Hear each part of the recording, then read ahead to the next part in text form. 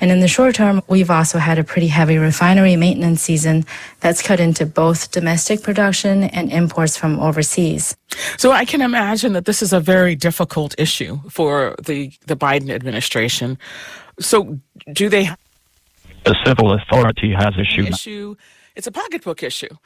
Even if you don't use diesel yourself, you're obviously affected by it, right? And, you know, with winter coming, cooler temperatures coming, this has to be a major concern.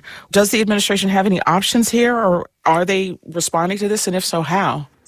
The Biden administration has a large toolbox, but they're filled with some pretty blunt instruments. For example, they could release 1 million barrels of fuel, of gasoline and diesel each from emergency reserves in the Northeast. And that could help the region in a pinch, but they will probably want to wait for the shortages to become much worse when the weather gets colder.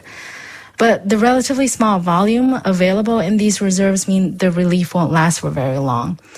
And then they could also expand... 712-6063. Ancilmo Marshall Command Police Station 340-773-2530. Ems Charles Harwood M340-718-1311.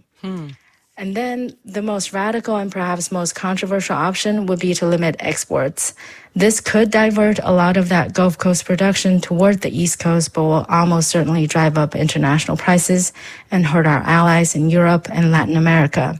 Not to mention that parts of the U.S. on the East Coast and West Coast do rely on international imports. 692-2410. Police Wilbur Francis Command Police Station 340-712-6063. Ancilmo Marshall Command Police Station 340-773-2530. Ems Charles Harwood M340-718-1311.